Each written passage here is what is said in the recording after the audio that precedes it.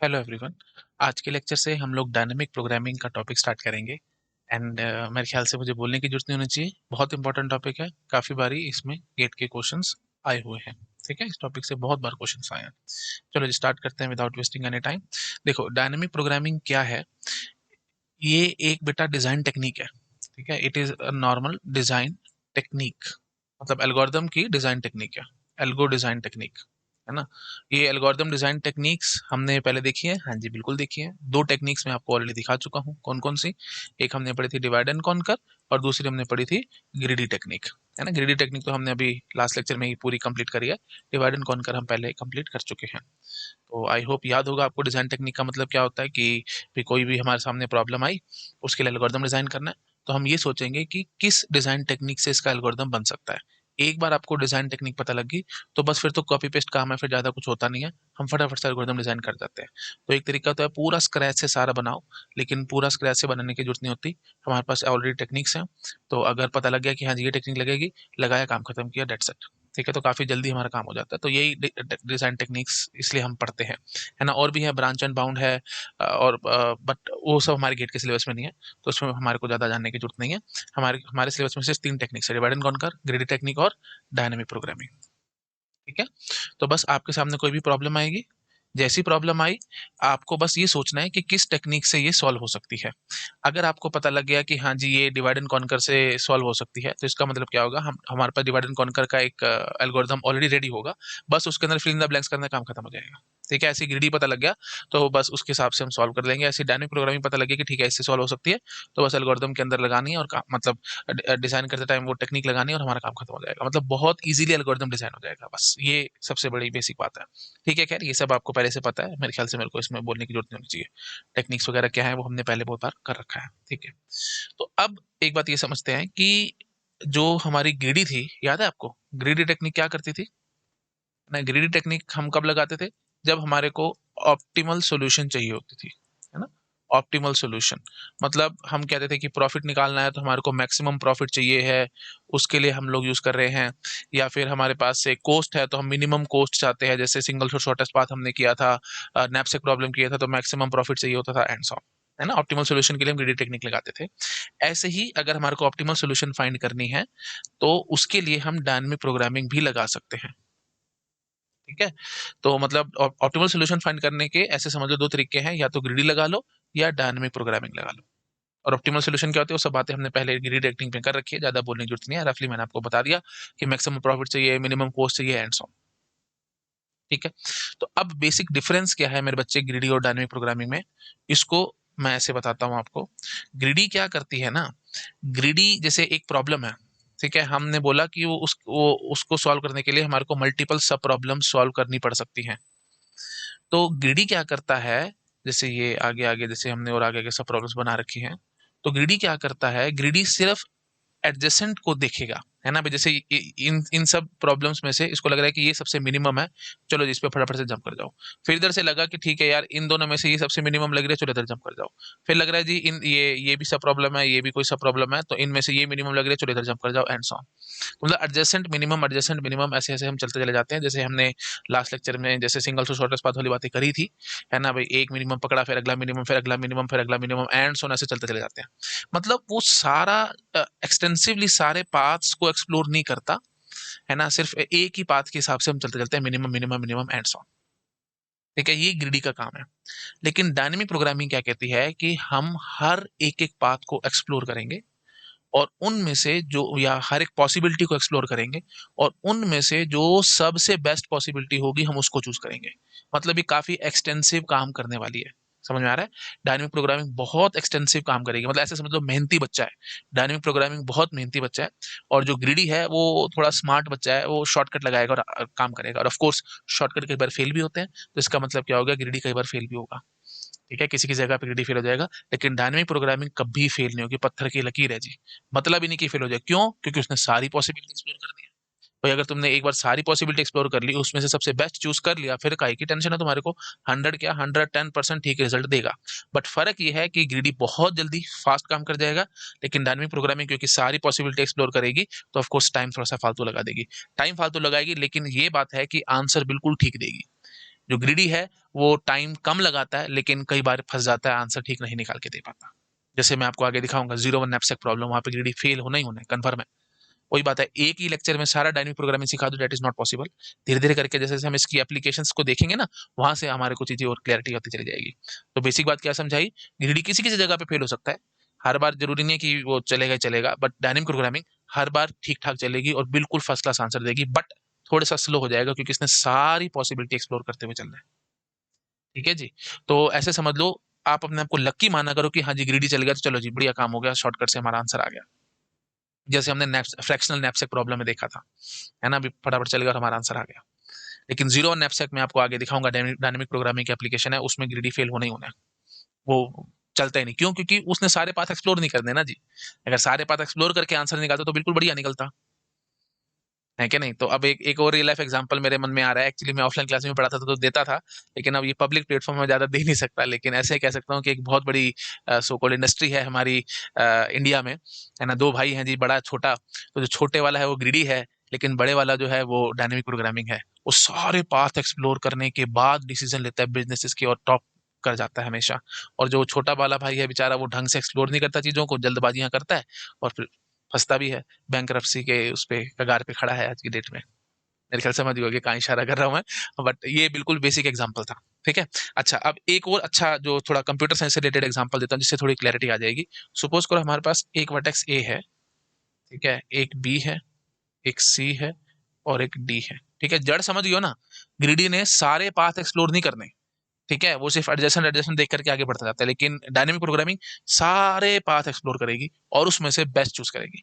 लेकिन of course सारे path choose करना वो तो ब्रूट फोर्स हो जाती है, जैसे आपने पढ़ा है, फिर सारे पाथ से देखना और करना, मतलब सारी पॉसिबिलिटी देखना और करना। बट इसको अगर मैं डायनेमिक प्रोग्रामिंग को बोलूँ तो थोड़ा सा ये कह सकता हूँ कि it is intelligent brute force, है ना। ब्रूट फोर्स तो है लेकिन थोड़ी इंटेलिजेंसी के साथ काम करती है ना, मतलब सारे पाथ एक्सप्लोर करेगी लेकिन बहुत इंटेलिजेंट वे में करेगी। मैं अभी आपको दिखाऊंगा तो आपको मजा आ जाएगा, 2 मिनट शांति करो बस। ठीक है। तो शुद्ध हिंदी में बोलूं, अगर एक वर्ड में बोलूं तो dynamic programming is intelligent brute force, ऐसे आप कह सकते हो। सारे पाथ्स को एक्सप्लोर करती है लेकिन थोड़ी इंटेलिजेंसी के साथ एक्सप्लोर करती है, जिसके कारण थोड़ा जल्दी आंसर आ जाता है, थोड़ा क्या काफी जल्दी आंसर आ जाता है ब्रूट फोर्स के मुकाबले। लेकिन ग्रीडी जितनी फास्ट ये नहीं है, ऑफ कोर्स, क्योंकि ग्रीडी तो भाई बहुत जल्दी शॉर्टकट है, वो तो बहुत जल्दी आंसर देके भाग जाता है, लेकिन उसका नुकसान है वो फेल भी हो जाता है। लेकिन डायनेमिक प्रोग्रामिंग कभी फेल नहीं होती, सारे पाथ एक्सप्लोर करके आंसर देती है। लेकिन सारे पाथ एक्सप्लोर करते टाइम वो इंटेलिजेंस ही लगाएगी अपना, ऐसे नहीं कि भाई ब्रूट फोर्स तरीके से सारे पाथ एक्सप्लोर कर दिए। ठीक है। तो चलो थोड़ा सा एक बात बता देता हूँ, ब्रूट फोर्स से करने के लिए जाएंगे ना तो हो सकता है कि एक्सपोनेंशियल टाइम लग जाए। अभी मैं आपको एग्जांपल दूंगा, जैसे ब्रूट फोर्स से आप काम करने के लिए जाओगे तो हो सकता है ऑर्डर 2 पावर एन टाइम लग जाए, लेकिन वही काम हम जब डीपी से डायनेमिक प्रोग्रामिंग से करेंगे तो ऑर्डर एन में काम करके आएंगे जी। इतना ज्यादा फर्क है ब्रूट फोर्स और डायनेमिक प्रोग्रामिंग में। तो इसलिए डायनेमिक प्रोग्रामिंग बहुत ज्यादा इंटेलिजेंट वे में चलती है, मैं अभी सिखाऊंगा, लेकिन पाथ सारे एक्सप्लोर करती चलेगी, छोड़ेगी नहीं किसी चीज को, बट इंटेलिजेंट वे में सारे पाथ एक्सप्लोर करती है। ठीक है, अभी दिखाऊंगा, पता लग जाएगा। चलो, अब एक रियल लाइफ एग्जांपल पे आते हैं, जैसे A to B, A to C, A to D, और फिर उसके बाद से बी टू ई कोई पाथ है, सी टू ई पाथ है, डी टू ई भी पाथ है। ठीक है, और मेरे को ना ए टू ई मिनिमम पाथ निकालना है या मिनिमम कॉस्ट निकालनी है। तो देखो मैंने क्या किया, मैंने यहाँ पे इसकी कॉस्ट 10 रख ली, इसकी 20 रख ली और इसकी 30 रख ली। ठीक है। तो ग्रीडी क्या कहेगा, ग्रीडी कहेगा ओ हो वो कूदना शुरू कर देगा, ए से बी 10 है, चलो जी फटाफट चलो जी बी तक पहुंचो, उसके बाद देखी जाएगी जो होगा सो होगा। इट जस्ट लाइक दैट, आपको से ए टू ई जाना है। जैसे सपोज करो आप दिल्ली में खड़े हो और आपको आगरा जाना है। आगरा जाने के देर आर मैनी वेज, है ना, तो मथुरा के थ्रू जा सकते हो और भी कई सारे रास्ते होंगे। अब आप चेक कर सकते हो भी, अलग अलग हाईवेज बन गए आज की डेट में आगरा तक जाने के लिए, है ना। तो दिल्ली खड़े हो, आगरा जाना है, देर आर मैनी पाथ्स। तो जो भी आपको सबसे सस्ता पास लग रहा है आप उस पर चले गए। आपको लगा भी पैसे नहीं है ज्यादा इतने आपके पास, आपको लगा यार बस जा रही है, चलो मथुरा, मथुरा चले जाते हैं, आगे देखी जाएगी जो भी होगा। लेकिन पता लगा मथुरा जाने के बाद आगे आगरा के लिए कुछ आपको मिल ही नहीं रहा, आपको टैक्सी करनी पड़ जाएगी, 1000 रुपए का खर्चा हो जाएगा। तो आगे 1000 रुपए खर्च हो रहे थे जी। लेकिन तुम ग्रीडी थे, पैसे बचाने के चक्कर में वहां पे क्या आपको लगा यार 30 रुपए क्यों भरूं, 20 रुपए क्यों भरूं, मेरे को 10 में पहुंचना है, तो 10 में पहुंच गए वहां पे, आगे पता लगा 1000 रुपए खर्च हो गए ना, टाइम खराब, है ना। लेकिन अगर ये 20 वाला था तो यहाँ से आगे था कि बस चलती है लेकिन वो 200 रुपए लेती है, और जो ये रास्ता था ये सबसे बढ़िया था जी, यहाँ से आगे सिर्फ 40 रुपए में तुम पहुंच सकते थे, आगे भी बस मिल रही थी, है ना। तो तुम तो फंस गए। तो ग्रीडी फंसा देगा। ग्रीडी क्या कहेगा, भाई मिनिमम चूज कर लो, बीसीडी में से फटाफट पहुंचो वहां पे। तो अब मथुरा पहुंच गए, अब वहां जाके 1000 रुपए की टैक्सी करके आप पहुंचोगे ई तक, तो हो गया तुम्हारा तो दिन खराब, है ना। लेकिन डायनेमिक प्रोग्रामिंग क्या कहेगी, अब डायनेमिक प्रोग्रामिंग की बात सुनना। वो अब आपने सिर्फ अगर ये अधूरे डेटा दिए थे ना 10 20 30, तो भी हमारा ग्रीडी चला था 10 तक पहुंच गया था और उसके बाद पता लगा था 1000 है कोस्ट, चलो जी 1000 भर के जाते हैं जी, अब क्या करें, मरता क्या नहीं करता, जाना पड़ गया। लेकिन डायनेमिक प्रोग्रामिंग यहाँ पे एक इंटरेस्टिंग बात कहेगी। डायनेमिक प्रोग्रामिंग कहेगी कि मैं चलती नहीं जी ऐसे, मेरे को तुम जब तक ये सारे के सारे पाथ नहीं दोगे मैं तब तक चलूंगी नहीं, सीधी बात है जी। उसके बाद वो चलेगी और चलने के बाद सारे पाथ को ऐड करेगी, यहाँ से निकालेगी 1010, यहाँ से निकालेगी 220, यहाँ से निकालेगी 70, तो बोलेगी 70 वाला बेस्ट है, चलो जी यहाँ से चलते हैं। अब बताओ कहाँ गलती होगी जी, मतलब ही नहीं कि गलत आंसर दे दिया डायनेमिक प्रोग्रामिंग, हमेशा ठीक फर्स्ट क्लास आंसर देगी। लेकिन ग्रीडी यहाँ पे गड़बड़ कर रहा था, वो कहता 10 वाले लेके चलते हैं बी पे, फिर आगे देखी जाएगी जो भी होगा। और ग्रीडी का तो ये भी था कि आपने ये 1240 ही दिया भी नहीं था, फिर भी वो चल पड़ा था जी। उसने कहा चलो जी शुरू तो करें, फिर देखते हैं आगे क्या होगा। सिर्फ एक स्टोरी सुना रहा हूँ, ऐसा कुछ है नहीं, सिर्फ एक स्टोरी के तरीके से आपको समझाने की कोशिश कर रहा हूँ कि ग्रीडी और डायनेमिक प्रोग्रामिंग में बेसिक डिफरेंस क्या है। जड़ को पकड़ो, जड़ यही है जी। डायनेमिक प्रोग्रामिंग कहते हैं मैं तब तक नहीं चलूंगी जब तक मेरे को सारे कोर्स नहीं दोगे, और सारे कोर्स वो निकालेगी, सारे कोर्स निकालने के बाद वो आगे बढ़ेगी। जैसे छोटा भाई कहता है 10 रुपए में चल यहाँ पहुंचते आगे देखी जाएगी, बड़ा भाई कहता है ना मैं तो सारे देखूंगा जी, उसके बाद एक्सप्लोर करूंगा, टाइम लगाऊंगा और उसके बाद डिसाइड करूंगा क्या हो रहा है क्या नहीं हो रहा। ठीक है, अब एक नेटवर्क उसने बनाया, सारी पूरा इंडिया लाइन में लग गया था जी इंटरनेट के चक्कर में, और उसने सारा कुछ देख लो कितना कुछ चेंज कर दिया। शुरू शुरू में कुछ अर्निंग नहीं हुई, लेकिन बाद में कितना अर्न कर रहा है आप तुम सोच भी नहीं सकते, है ना। One of the top most network बन चुका है पूरे इंडिया का। तो बस वही चीज है ना। तो वही बात है, जल्दबाजी नहीं करनी। डीपी क्या कहेगी, सारे पाथ में एक्सप्लोर करूंगी और उसके बाद डिसाइड करूंगी। रीडी क्या कहता है, चलो जी 10 से पहुंच जाओ, उसके बाद देखी जाएगी आगे जो होगा, फिर तो भैया फंसी गए तुम पूरे। ठीक है, तो यहाँ पे डीपी बिल्कुल फर्स्ट क्लास चल के आंसर दे रही है, लेकिन ग्रीडी यहाँ पे फेल है। ग्रीडी कहता है जी मिनिमम चूज करो और आगे बढ़ो, तो फंस जा रहे थे हम लोग। ठीक है, ये एक एग्जांपल है जिससे आपको सारी क्लैरिटी आ गई होगी। चलो अच्छा, अब हम थोड़े से नोट्स पढ़ते हैं जो हमने लिखा हुआ है। देखो जी डायनेमिक प्रोग्रामिंग के बारे में just like divide and conquer and greedy technique, dynamic programming is also one of the algorithm design technique। ये भी एक डिजाइन टेक्निक ही है और कुछ नहीं। So just like greedy technique, DP is also used to find optimal solution that is minimum cost, maximum profit, etc। ये भी greedy technique type ही है, मतलब optimal solution find करने के काम आ रही है। ठीक है, okay. Now, but the basic difference between greedy technique and dynamic programming is that DP finds solution to all the sub problems and then chooses best among them। ठीक है, सारी प्रॉब्लम्स के सारी सब प्रॉब्लम्स का सोल्यूशन निकालेगी और उसके बाद उनमें से बेस्ट चूज करेगी जी। ये बढ़िया बात है डीपी की। लेकिन ये सारी जो है वो ब्रूट फोर्स तरीके से नहीं चलती, यहाँ पे हम बोल सकते हैं intelligent brute force, IBF, intelligent brute force. दिखाऊंगा मैं आपको अभी कैसे करेगी ये। ठीक है, बट क्योंकि सारे पॉसिबिलिटी एक्सप्लोर करना तो ब्रूट फोर्स ही होता है, हम जानते ही हैं, है ना। Okay, but greedy technique does not find solution to all the sub problems, rather it find solution to adjacent sub problems only, and hence greedy may fail but DP never fail. मैंने भी आपको बताई दिया, है ना भाई। Adjacent adjacent से चलते हैं तो ऑफ कोर्स कई बार ये फेल हो जाएगी, लेकिन डायनेमिक प्रोग्रामिंग कभी फेल नहीं होती जी। ऑफ कोर्स ये थोड़ा टाइम फालतू लेती है, लेकिन फेल कभी नहीं होती। नोट डाउन करो इसको, कर लिए जी। ठीक है जी, आइए आगे। और ऑफ कोर्स एक लेक्चर में समझ नहीं आएगी एक्जैक्टली क्या हो रहा है, वो तो धीरे धीरे जैसे जैसे हम डाइव इन डीप करेंगे और एग्जांपल्स दूंगा वहां पे क्लैरिटी आएगी। ऐसे में जितना मर्जी चिल्ला लो, जितना मर्जी समझा लूं, नहीं समझ में आएगा। ठीक है, टेक्निकल भाषा बहुत सारी है, ओवरलैपिंग सब प्रॉब्लम्स एंड सो सारा कुछ मैं बोल के भाग सकता हूँ एक लेक्चर में। बट वही बात है, आप मेरे को जानते हो मेरे बच्चे, मैं सीक्वेंस में चलने वाला आदमी हूँ। ऐसे नहीं कि कभी भी कुछ भी बोल के भाग गया फिर आप परेशान हो जाओगे। ठीक है, आराम आराम से एकदम। मैं हमेशा बोलता हूँ टीचिंग इज एन आर्ट। ठीक है, तो आर्ट कैसे है भाई, ये भाई बहुत ध्यान से, बहुत सोच समझ के एक एक बात को बोलना। ठीक है, ऐसे नहीं कि कभी भी कुछ भी बोल के चला गया एंड सो, तो दिक्कत हो जाती है। मैं हमेशा बोलता हूँ भाई, जैसे मैं आप सबकी अपने बच्चे की तरह केयर करता हूँ, तो अगर मैं कुछ भी बोलूंगा अपने बच्चे को तो वो परेशान हो सकता है, तो बेटर है कि आपके साथ भी ऐसे नहीं कि कुछ भी बोल के मैं चला जाऊँ, फिर आप परेशान होते रहो, ढूंढते रहो इधर, पता नहीं सर ने क्या पढ़ा दिया, कैसे क्या होगा, गूगल पे सर्च करो एंड सो। ऐसा कभी नहीं होगा। आपने मुझसे पढ़ा है तो आपको पता होगा। एक बार आपने मुझसे पढ़ लिया तो फिर आपको कभी गूगल की शक्ल भी नहीं देखनी पड़ती और कुछ नहीं करना पड़ता, बस सीधे पीवाई कुछ लगाते हो, सीधे सॉल्व होते जाते हैं। यही मेरी स्पेशलिटी है, यही मेरी यूएसपी है ना। तो एकदम आराम आराम से चीजों को चलाऊंगा। ठीक है, आराम आराम से, टेंशन मत लो, हैव फेथ ऑन मी, आराम आराम से चलेंगे, कुछ भी जबरदस्ती का ऐसे कुछ नहीं। चलो, अब जैसे डिफरेंस मैंने लिखा हुआ है कि इसमें क्या हो रहा है जी, ग्रीडी टेक्निक क्या करती है जी, कुछ पॉसिबिलिटीज को एक्सप्लोर करती है, सभी को नहीं, लेकिन यहाँ पे all possibilities are explore but in intelligent way. दिखाऊंगा अभी इंटेलिजेंट वे क्या है। ये ऑफ कोर्स काफी कम टाइम में आंसर देगी, ये थोड़ा सा ज्यादा टाइम लेगी क्योंकि सारी पॉसिबिलिटी एक्सप्लोर कर रही है, तो सीधा शॉर्टकट है, फटाफट आंसर करता है। लेकिन ये some time fail and some time pass, कोई गारंटी नहीं है ग्रीडी, लेकिन यहाँ पे हमेशा ठीक आंसर आएगा जी, इस बात की गारंटी है। नोट डाउन करो, अब आगे। अच्छा, अब हम दिखाते हैं जिसकी एप्लीकेशंस। तो सबसे पहली एप्लीकेशन फिबोनाची सीरीज, उसके बाद 0 1 नैपसैक है, then we have sum of subsets, then matrix multiplication, then longest common subsequence, optimal cost binary search tree, all pair shortest path and traveling salesman problem। ये सारी application है GTP की, एक एक करके हम इनको स्टडी करेंगे। आज के लेक्चर में मैं थोड़ा थोड़ा आपको फिबोनाची सीरीज के बारे में बताऊंगा। नोट डाउन कर लो इसको। कर लिया, ठीक है जी। आओ आगे, फिबोनाची सीरीज अब हम लोग स्टार्ट करेंगे। फिबोनाची सीरीज मेरे ख्याल से आपको पता होगा, हमने 1 लाख एक बार मेरे बच्चे ये कर रखा है ना। एन की वैल्यू 0 है तो फिब ऑफ एन 0 होता है। फिब ऑफ 1 क्या होता है जी, 1 होता है जी। फिब ऑफ 2 क्या होता है जी, ये भी 1 होता है जी। फिब ऑफ 3 क्या होता है जी, 2। फिब ऑफ 4 क्या होता है जी, 3। फिब ऑफ 5 क्या होता है जी, 5। फिब ऑफ 6 क्या होता है जी, 8। 7, 13, 8, 21, 9, 34, है ना। 3 और 1 4, हाँ 34। 10 क्या हो जाएगा जी, 5 और 55 एंड सो। ठीक है, मेरे ख्याल से ये सब आपको पता होगा। मतलब अगले नंबर पिछले 2 नंबर का सम होता है। ये सब हमने बहुत बार कर रखा है। नहीं कर रखा तो मेरे रिकर्शन के लेक्चर्स देख करके आओ। शुरू शुरू में जब हमने डेटा स्ट्रक्चर एल्गोरिथम में पढ़ाया था, वहाँ पे सारी बातें कर रखी हैं। इनफैक्ट सी लैंग्वेज में मैंने बातें कर रखी हैं। पेड में तो अभी सी लैंग्वेज चल रहा है, तो वहाँ पे मैंने डिस्कस किया हुआ है, आपने देखा होगा। और इनफैक्ट जो यूट्यूब पे पढ़ा रखा है मैंने, वहाँ पे भी डिस्कस कर रखा है। उसके बाद फिर जब मैं रिकर्सिव प्रोग्राम की कॉम्प्लेक्सिटी निकालना सिखा रहा था, वहाँ पे भी मैंने फिबोनाची सीरीज डिस्कस किया था। तो मैंने बहुत बार इसको डिस्कस किया, याद होगा आपको।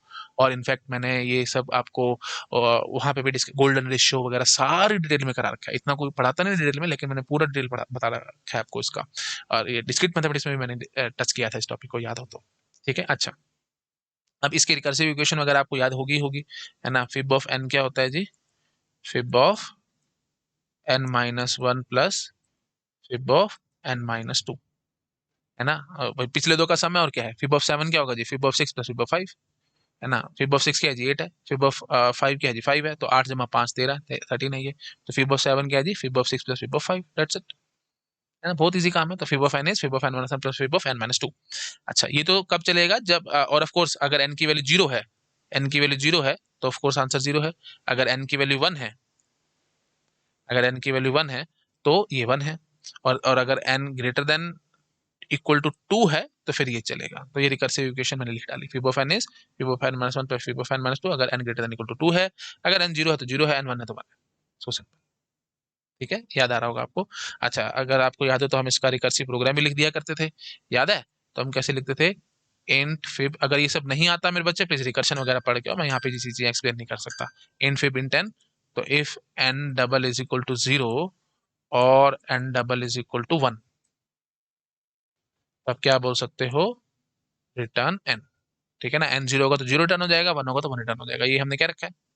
ठीक है, और अदरवाइज क्या है, एन माइनस 1 प्लस में एन माइनस 2।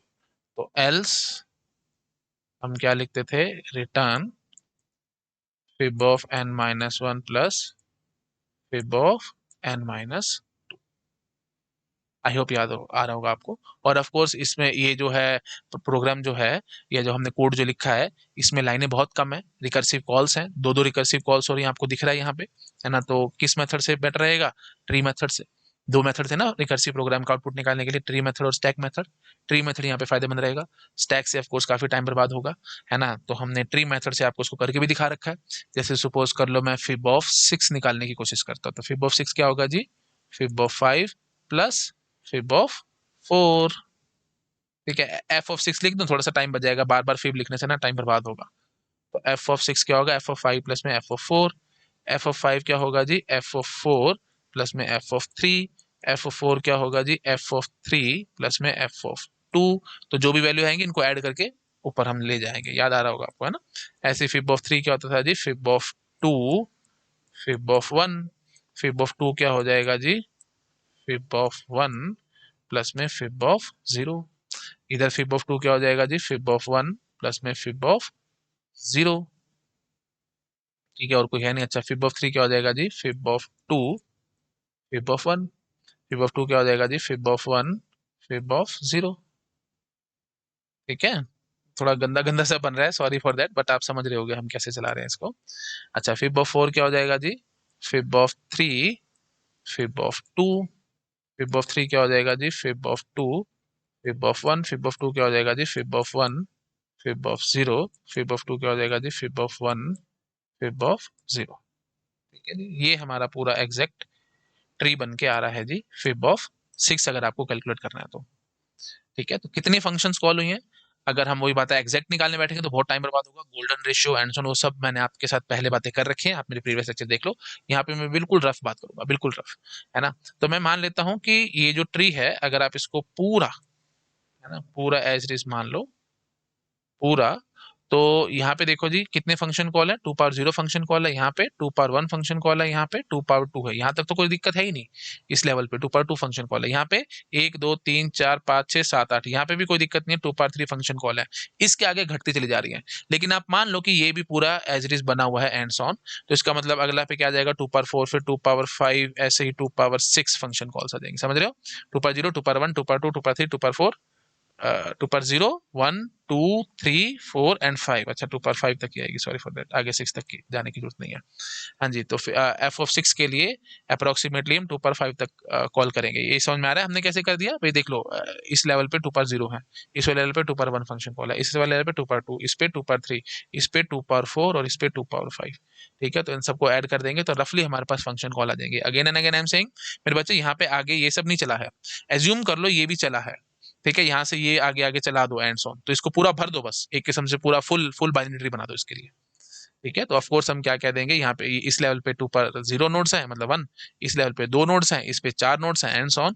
तो ऑफ कोर्स हम क्या कह देंगे, एफ ऑफ 6 कैलकुलेट करने के लिए कितनी फंक्शन कॉल हो गई, एफ ऑफ 6 कैलकुलेट करने के लिए 2 पावर 0 प्लस में 2 पावर 1 प्लस में 2 power 2 and on up to 2 power 5, तो which comes out to be 2 power 6 minus 1 approximately.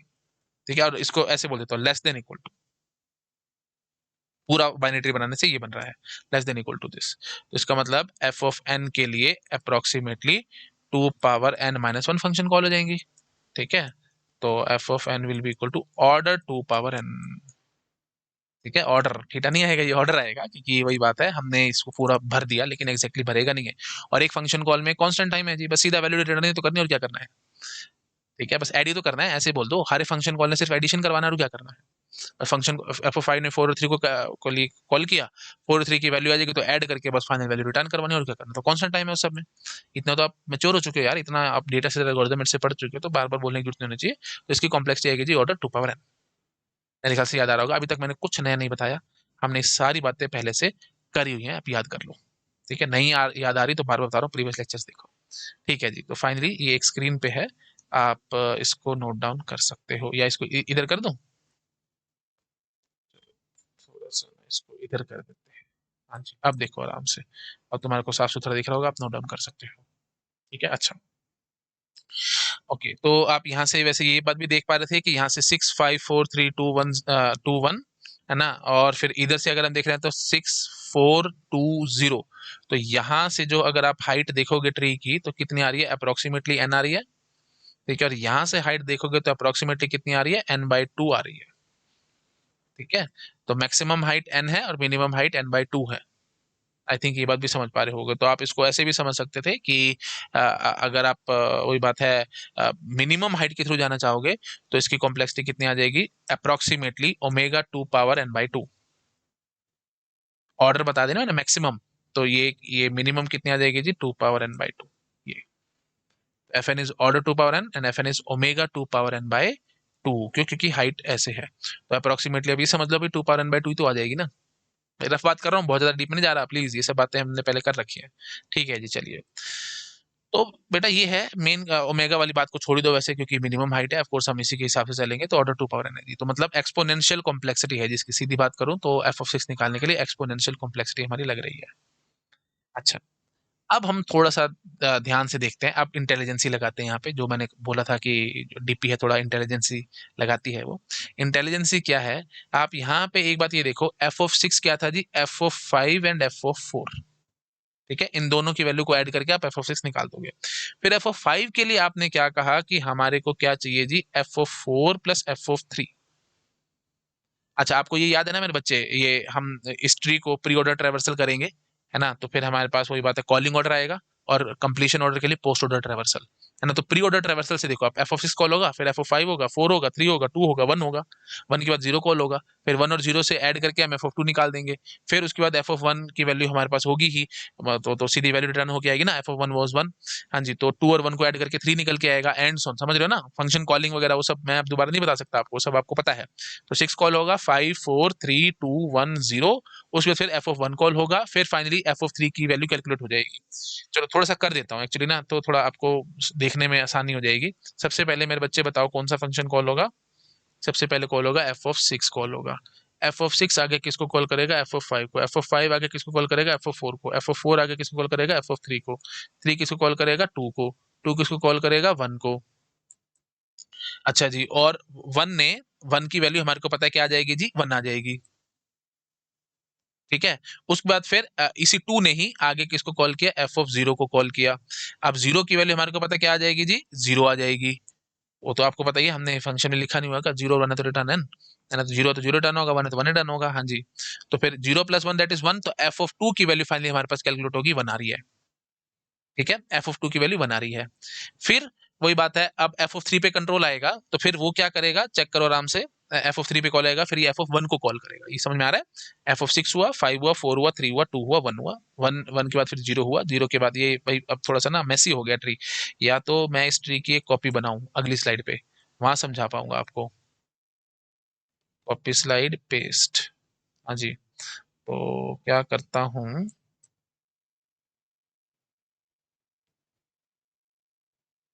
देखो वही बात है यार, ये ट्री की वैल्यूज वगैरह यहाँ पे निकालने बैठेंगे लेक्चर तो लंबा हो जाएगा, लेकिन एक बात है कि थोड़े कंसेप्ट और अच्छे से क्लियर हो जाएंगे तुम्हारे। इसको कर लेते हैं बड़ा ढंग से ताकि दिख जाए तुम्हारे को। हाँ जी, कॉलिंग सीक्वेंस प्री ऑर्डर, तो प्री ऑर्डर याद है आपको, हम top down left right scan करते चलेंगे, तो 6 कॉल हुआ, 5 हुआ, 4 हुआ, 3 हुआ, 2 हुआ, उसके बाद फिर 1 कॉल हुआ। 1 कॉल होने के बाद अल्टीमेटली वैल्यू आ गई हमारे पास, 1 की वैल्यू, है ना, ये देखो अभी से ये थर्ड टाइम आ रहा है ना इधर, तो हम कह देंगे कि एफ ऑफ 1 कंप्लीट हो चुका है। फिर आपने एफ ऑफ 0 को कॉल किया, फिर एफ ऑफ 0 भी कंप्लीट हो गया, फाइनली एफ ऑफ 2 की वैल्यू आ गई। एफ ऑफ 2 की वैल्यू हमारे पास क्या आ गई जी, 1 आ गई, है ना, क्योंकि इसने क्या रिटर्न किया 1, इसने क्या रिटर्न किया 0, तो 1 + 0 दैट इज 1, 1 इसके आ गया। अब हमने फिर एफ ऑफ 1 को कॉल किया, एफ ऑफ 1 ने क्या रिटर्न करवाया जी 1। ठीक है जी, तो अल्टीमेटली फिर यहाँ से एफ ऑफ 3 की वैल्यू निकल आई, 1 + 1 दैट इज 2, एफ ऑफ 3 की वैल्यू 2 आ चुकी है। फिर आपने एफ ऑफ 2 को कॉल किया, एफ ऑफ 2 ने क्या किया, अल्टीमेटली आगे कॉल एफ ऑफ 1 को कॉल किया, एफ ऑफ 1 ने वैल्यू क्या रिटर्न करवाई 1, फिर इसने कॉल रिटर्न करवाई 0, और फिर अल्टीमेटली यहाँ से निकल के आ गई 1 + 0 दैट इज 1। फिर आप इधर गए, एफ ऑफ 4 की वैल्यू हमारे पास निकल के आई 2 + 1 दैट इज 3। ठीक है जी, एफ ओ 4 की वैल्यू निकल आई 3। अब चेक करो एक बार, एफ फिबोनाची की 4 की वैल्यू 3 है कि नहीं है, चेक करो, ये देख लो बिल्कुल, एफ एफ ओ 4 की वैल्यू 3 है जी, एन की वैल्यू 4 भरो, फिबो 4 क्या 3 है कि नहीं, हाँ बस। अच्छा जी, उसके बाद फिर हम चले इधर एफ ऑफ 3 की कैलकुलेशन के लिए, एफ ऑफ 3 ने आगे एफ ऑफ 2 को कॉल किया, एफ ऑफ 2 ने आगे एफ ऑफ 1 को कॉल किया, 1 ने रिटर्न करवाया 1। उसके बाद फिर एफ ऑफ 0 कॉल हुआ, उसने रिटर्न कराया 0, तो फिर एफ ऑफ 2 की वैल्यू 1 + 0 दैट इज 1 आई। फिर उधर से एफ ऑफ 1 आया, वो भी 1 दे दिया गया, तो फिर एफ ऑफ 3 ने फिर कैलकुलेशन हुआ 2। ठीक है, अच्छा जी, अब फिर इधर आगे हम एफ ओ 4 पे आ गए, फिर ये सारा चलेगा एंड सोन। अब ज्यादा नहीं बोलता, फालतू में टाइम वेस्ट होगा। आप मुझे एक बात बताओ मेरे बच्चे, कुछ बेवकूफी लग रही है तुम्हारे को यहाँ पे, बिल्कुल बेवकूफियां कर रहे हैं हम क्या, एफ ओ 4 की वैल्यू में 3 निकाल करके बैठा हुआ हूँ, फिर से दोबारा कैलकुलेट करने बैठू भागूंगा क्या, बेवकूफ हूँ क्या मैं? बात समझ में आ रही है? ऐसे ही आप यहाँ पे देखो, यहाँ पे भी मेरे को बोलना चाहिए था बट मैंने बोला नहीं, क्योंकि थोड़ा फ्लो फ्लो में मैं चल रहा था। एफ ऑफ 3 की वैल्यू में 2 यहाँ पे निकाल करके बैठा हूँ, फिर से एफ ऑफ 3 की वैल्यू 2 क्यों निकाली भाई मैंने, सारे के सारे फंक्शन कॉल दोबारा से कर दिए। एफ ऑफ 3 ने 2 को कॉल किया, 2 ने 1 को कॉल किया, 1 ने 0 को कॉल 1 कॉल हुआ, फिर वैल्यू टर्न हुई, फिर 0 कॉल हुआ, फिर 2 की वैल्यू कैलकुलेट हुई, फिर 1 की वैल्यू तो हमारे पास थी ही, चलो फिर हमारे पास जा करके इनको ऐड करके एफ ऑफ 3 की वैल्यू निकली। भाई एक बार एफ ऑफ 3 की वैल्यू 2 निकाल चुका हूँ, फिर से एफ ऑफ 3 की वैल्यू 2 निकाल रहा हूँ, और एफ ऑफ 2 के तो देख ही लो, एफ ऑफ 2 की वैल्यू मैं यहाँ पे निकाल करके बैठा हुआ हूँ, फिर से एफ ऑफ 2 की वैल्यू निकाली है, चेक करो एक बार, मैं ऑरेंज कलर से दिखाता हूँ तुम्हारे को, देखो एफ ऑफ 2 एक बार कैलकुलेट यहाँ पे हो चुका है ना, फिर आपने दोबारा यहाँ पे क्यों कैलकुलेट किया यार, उसके बाद फिर यहाँ पे फिर से कैलकुलेट किया है कि नहीं, ये सब गड़बड़ है कि नहीं है? तो आप यहीं से देखो बस, एफ ऑफ 2 यहाँ पे कॉल हुआ, यहाँ पे एक बार कैलकुलेट हो चुका है, फिर यहाँ पे फिर कैलकुलेशन बैठी। अच्छा, एफ ऑफ 3 हमारे पास यहाँ पे हो चुका था, इसको मैं और कलर से दिखाता हूँ, एफ ऑफ 3 हमारे पास कॉल हो चुका था, वैल्यू आ चुकी है, फिर एफ ऑफ 3 क्यों कर दिया तुमने कैलकुलेट, ये गलत बात है कि नहीं, टाइम बर्बादी है कि नहीं है? और एफ ओ 4 जब एक बार हमारे पास यहाँ पे निकल के आ चुका है एफ ओ 4 की वैल्यू, फिर सारा तुम एफ ओ 4 कैलकुलेट करोगे क्या, ये तो बेवकूफी है कि नहीं? ठीक है, तो ये होती है मेरे बच्चे, एक ही फंक्शन बार बार कॉल होकर सारी वैल्यूज कैलकुलेट करवा रहे हैं, इसको हम बोलते हैं मेरे बच्चे ओवरलैपिंग सब प्रॉब्लम्स। तो यहाँ पे ओवरलैपिंग सब प्रॉब्लम्स हैं, तो एफ ओ 4 बार बार हो रहा है, एफ ऑफ 3 हो रहा है, एफ ऑफ 2 हो रहा है, ये सब बकवास है, ये नहीं होना चाहिए था। इनफैक्ट होता क्या, आप देखो इंटेलिजेंसी देखना, इंटेलिजेंसी क्या होती, 6 कॉल हुआ, 6 ने 5 को किया, 5 ने 4 को किया, जैसे प्री ऑर्डर ट्रैवर्सल हम कर रहे हैं, 4 ने 3 को किया, 3 ने 2 को करा, 2 ने 1 1 और 0 कैलकुलेट हुए, है ना, और 2 हमारे पास आ गया। ठीक है, 2 आ गया। अब इसने फिर 1 को मांगा, ठीक है चलो 1 भी आ गया। फिर अल्टीमेटली एफ ऑफ 3 कैलकुलेट हो चुका है। एफ ऑफ 3 कैलकुलेट होने के बाद फिर जब दोबारा से एफ ऑफ 2 को कॉल किया गया था, तो एफ ऑफ 2 की वैल्यू मेरे पास 1 थी, तो मेरे को उसी 1 को रीयूज करना चाहिए था, बजाय कि दोबारा एफ ऑफ 1 और एफ ऑफ 0 को कॉल करवाऊं। तो इसका मतलब ये ट्री पूरा यहाँ से काटा साफ हो जाता। तो मैं क्या कहने की कोशिश कर रहा हूँ, तो इसका मतलब क्या है, ऐसे समझ लो, आपने एक टेबल बना लो मेरे बच्चे, ठीक है। उस टेबल के अंदर आप लिख लो एफ ऑफ 6 चाहिए हमारे को, एफ ऑफ 5 चाहिए, एफ ऑफ 4 चाहिए, 4 3 2 1 0। तो इनिशियली इसके अंदर हमने भरा हुआ होगा null, nothing will be there. Initially हम इसके अंदर नल रखेंगे जी, ठीक है। तो हम प्रायोरिटी देंगे इस टेबल को। अगर इस टेबल के अंदर वैल्यू है ना, तो फिर मैं फंक्शन कॉल नहीं करूंगा। तो हमने सबसे पहले देखा एफ ऑफ 6 की वैल्यू चाहिए मेरे को, तो एफ ऑफ 6 की करस्पॉन्डिंग नल है, चलो जी फंक्शन कॉल करो। तो मतलब F fib of n minus 1 plus n minus 2 मतलब 5 प्लस 4। फिर एफ ऑफ 5 कॉल हुआ ऑफ कोर्स पहले, क्योंकि प्री ऑर्डर ट्रावर्सल वाली बात है। एफ ऑफ 5 कॉल हुआ, 5 की वैल्यू नहीं है मेरे पास, तो मैंने कॉल करा एफ ऑफ 4 को, 4 और 3 है ना। फिर 4 आया, फिर 4 के देखी नहीं है वैल्यू, ठीक है जी। फिर मैं आगे आगे 3 और 2, ठीक है। फिर हमने देखा 3, पीरियोडिक ट्रावर्सल के हिसाब से 3 पहले कॉल होगा।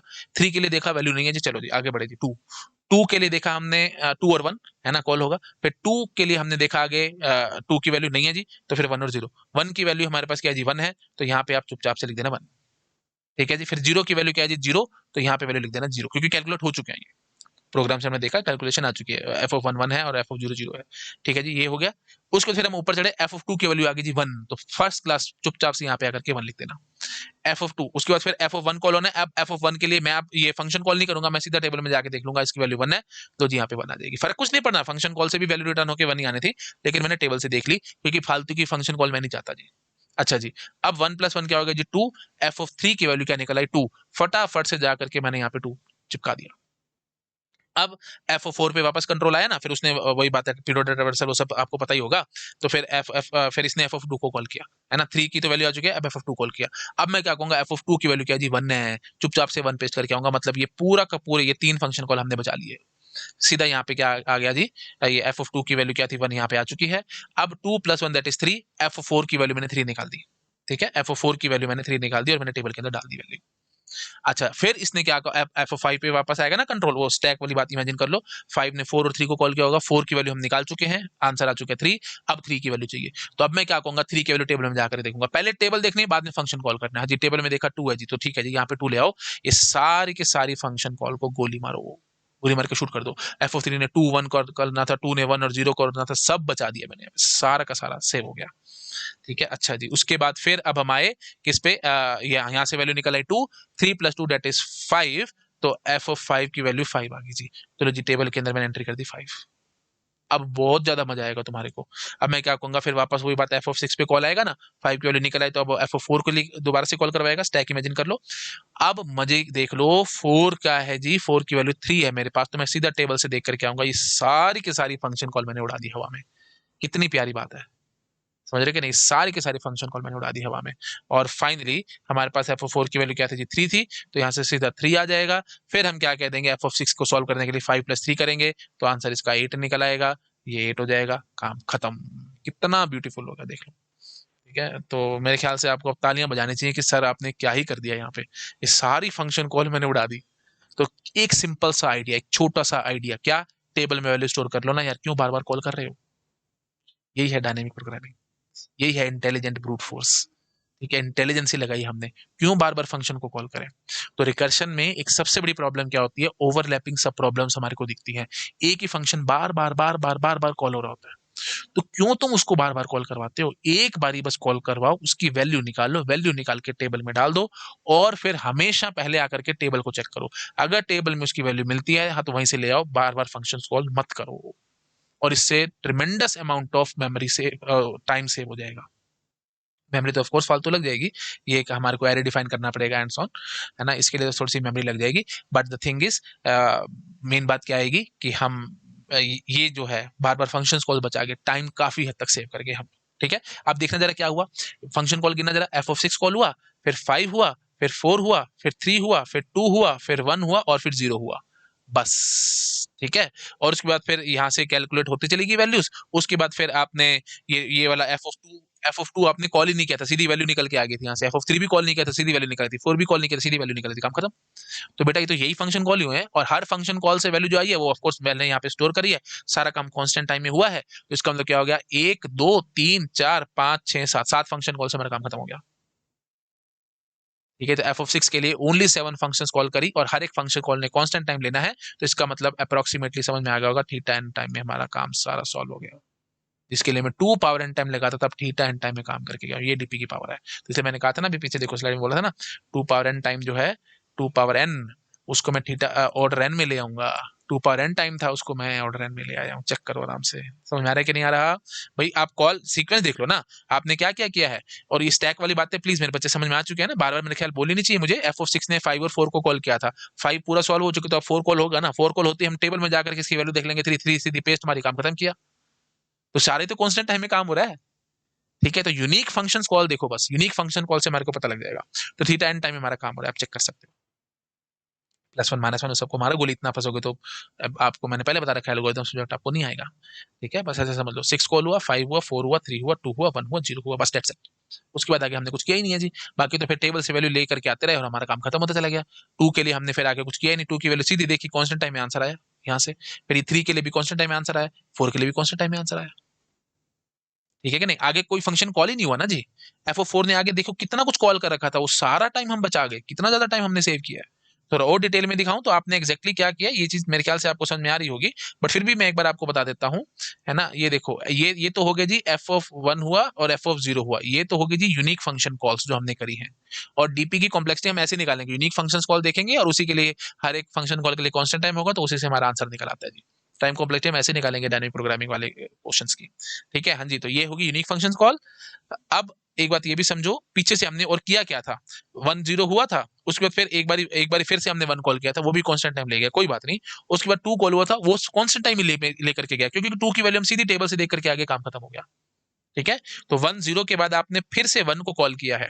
मैं दिखा देता हूं, ये होगी जी unique function call. Let me write it, ये है जी यूनिक फंक्शन कॉल्स। अब जो आपने एक्चुअल किया है वो भी मैं आपको दिखा देता हूं। हाँ जी, तो ये तो हुई थी। f(0) के बाद फिर से आपने f(1) को कॉल किया था, बट वही बात है, वो फटाफट से वैल्यू ले आया था, टेबल में से हम देखाए थे। उसके बाद आपने f(2) को कॉल किया था, वो भी बहुत जल्दी टेबल से वैल्यू ले आया था। f(2) के बाद फिर हमने f(3) को कॉल किया था, वो भी बहुत जल्दी वैल्यू लेकर के आ चुका था। ठीक है, f(3) हुआ, वो भी बहुत जल्दी आंसर ले आया। f(3) के बाद फिर f(4) कॉल हुआ, वो भी बहुत जल्दी आंसर ले आया। f(4) क्यों? क्योंकि f(4) पहले कॉल हुआ था, वो टेबल में वैल्यू मेरी स्टोर थी। तो बस एक बारी टेबल फिल करने में टाइम लगता है जी, यहाँ तक हमने टेबल टेबल भरी है जी। इसके बाद टेबल डुबल भरने की जरूरत नहीं है, फिर तो बस वैल्यूज रीयूज करिए और अपना काम खत्म किया जी। तो ऑफ कोर्स ये थोड़े बहुत ही तो आगे और चले हैं, इसमें कुछ फर्क पड़ने नहीं वाला। ठीक है, तो अब इतना भी चलो बोल देता हूँ, अगर तुम डबल भी कर दो तो भी फर्क नहीं है ना जी भाई। अगर 2n फंक्शन कॉल हुई है तो θ2n, वो तो आपको पता है, tan नहीं तो आएगा, कॉन्स्टेंट की क्या औकात है, मारो गोली। इसलिए मैं कहता +1 -1 इन सब से कोई फर्क नहीं पड़ने वाला जी। मारो गोली इन सब चीजों को, और ऐसे एल्गोरिदम आपको आएगा भी नहीं अगर आप ऐसे करोगे तो। मैं तो इतना साफ सुथरा दिखा दिया, इतना साफ सुथरा भी कोई टीचर आपको नहीं पढ़ाता जी, जितना मैंने आपको दिखाया है। वो तो सीधा बोल के भाग देते, लेकिन फिर भी मैंने दिखा दिया, 6 5 4 3 2 1 0। उसके बाद फिर 1 कॉल हुआ, जो कि टेबल से वैल्यू आ गई, 2 कॉल हुआ, उसकी भी टेबल से वैल्यू आ गई, 3 कॉल हो, टेबल से वैल्यू आ गई, 4 कॉल हो, उसकी भी टेबल से वैल्यू आ गई, काम खत्म हो गया जी। बस मेरे ख्याल से आपको क्लैरिटी आ गई होगी। तो θ2 पावर n से हम θn टाइम पे आ गया, मतलब 2 पावर n, तो ऑर्डर 2 पावर n था, θ2 पावर n नहीं था। वो आपको पता ही है फिबोनाची सीरीज का क्या टाइम कॉम्प्लेक्सिटी होती है एंड सो ऑन, तो हमने पहले कर रखा है। चलिए जी, तो अब मेरे ख्याल से क्लैरिटी आ गई होगी आपको कि क्या कर रहे हैं हम इसमें। तो ओवरलैपिंग सब प्रॉब्लम्स हैं, वो हमारे को हटानी है, बार बार उनको कॉल करके टाइम बर्बाद नहीं करना जी। टेबल में वैल्यू डाल दो और पहले टेबल से वैल्यू देखो, अगर मिलती है तो बहुत अच्छी बात है, सीधी वैल्यू ले आओ, नहीं तो मजबूरी में आपको फंक्शन कॉल करना पड़ेगा, दैट्स इट। तो एक बार ऐसे समझ लो, डीपी जो है ना एक बार स्लो चलती है। एक बार स्लो स्लो क्यों चल रही है? क्योंकि भाई हम वैल्यू कैलकुलेट कर रहे हैं, टेबल में भर रहे हैं एंड सो ऑन। एक बारी बस चलने के बाद तो फिर रॉकेट की स्पीड पे भागते हैं, फिर तो बस सीधा सीधा बस वैल्यूज लेकर के आते हैं, पेस्ट करते हैं और काम खत्म। देख लो ना, ये कितनी रॉकेट की स्पीड पे भागी है यहाँ से आगे। नहीं तो अगर हम नॉर्मल फंक्शन कॉल कर रहे होते, डीपी ना चला रहे होते, तो ये सब तो कॉल होने थे। f(0) फिर 1 होता, फिर 2 होता, 2 ने फिर आगे पूरा ट्री बनाया होता, पूरा ट्री, 3 का पूरा ट्री, और 4 का तो काफी बड़ा ट्री था, वो सारा बनता, सारा सॉल्व होता, सब बचा गए हम, इतना ज्यादा टाइम सेव हो गया, ये बात देखो है कि नहीं। तो शुरू में स्लो चली, नो डाउट। शुरू में स्लो कैसे चली? क्योंकि आप नॉर्मल ब्रूट फोर्स जो देख रहे थे, हम नॉर्मल फंक्शन कॉल जो करी थी, बिल्कुल ऐसे सीक्वेंस में फंक्शन कॉल हुई थी। उसके आगे इसने फ्लाइट पकड़ी है जी। F of 1 भी चलो ठीक है मैं मानता हूँ, F of 2 ने आगे बहुत कुछ करवाया था लेकिन ये सीधा वैल्यू लेकर के आया, यहाँ पे फ्लाइट पकड़ी आपने। F of 3 बहुत कुछ करवाया था वो सारे बचा गए, F of 4 बहुत कुछ कराया था सारा बचा गए। तो शुरू शुरू में डायनेमिक प्रोग्रामिंग और नॉर्मल जो आप रिकर्शन चलाते हो वो सेम तरीके से चल रही है स्टार्टिंग में, जैसे ये फंक्शन कॉल थी। उसके आगे तो बेटा ये इतनी तेज फ्लाइट पकड़ती है कि क्या बताऊं। तो आप देखते रह जाओगे, मतलब ऐसे समझ लो तुम पैदल चल रहे हो और ये फ्लाइट पकड़ के ऊपर उड़ चुकी है हवा में, ये दिल्ली से बॉम्बे पहुंच चुकी है और तुम अभी दिल्ली में इधर उधर पैदल ही चलते रह जा रहे हो। जो आपकी नॉर्मल फंक्शन कॉल्स हैं या यू कैन से रिकर्शन है, वो तो दिल्ली में पैदल पैदल चल रही है और ये दिल्ली से फ्लाइट पकड़ के बॉम्बे पहुंच चुकी होगी। इतनी स्पीड पकड़ती है आगे, इतनी तेज भागती है ये डीपी। शुरू शुरू में टाइम लगाती है बस। ठीक है, जैसे वही बड़ा भाई बहुत शुरू शुरू में टाइम लगाया है ना, बिजनेस बनाने में करने में सोच समझ के बड़ी पॉसिबिलिटी लगाई एंड ऑन। छोटे भाई ने बने बनाए बिजनेस ले लिए, चले ही नहीं जी, सारे के सारे फेल हो गए जी। बैंकरप्ट हो गया, जल्दबाजियां करी ना उसने, लेकिन इसने टाइम लगाया, धीरे धीरे चलता रहा चलता रहा चलता रहा और फिर देखो क्या बन के बाहर निकला एकदम, है ना। चलो खैर वही वही सब बात है सारी, छोटा भाई बड़ा भाई। ज्यादा बोल नहीं सकता ना मैं, क्या करूँ, पब्लिक प्लेटफॉर्म है यार, कोई ना कोई फंसा देगा। चलो खैर, नोट डाउन कर लो इसको। ठीक है, ओके। हाँ जी। तो आप देखो, दो चार हम फटाफट से लाइनें पढ़ लेते हैं। तो in the given recursion tree many functions calls are repeating, overlapping सब प्रॉब्लम्स थी हमने देखा था। तो hence computing value function again and again is wastage of time. तो DP says that function will be computed only once and then it will be stored in table so that its value can be reused if needed. ठीक है, तो बार बार हम उसको reuse करते रहेंगे, बस ये है जी हमारे डायनेमिक प्रोग्रामिंग का बेसिक सार और बेसिक समरी, आप इसको ऐसे समझ सकते हैं। ठीक है जी। चलो ऐसा करते हैं, अभी इस लेक्चर में इतना रख लेते हैं, यहीं से आगे मैं आपको नेक्स्ट सेशन में बताऊंगा।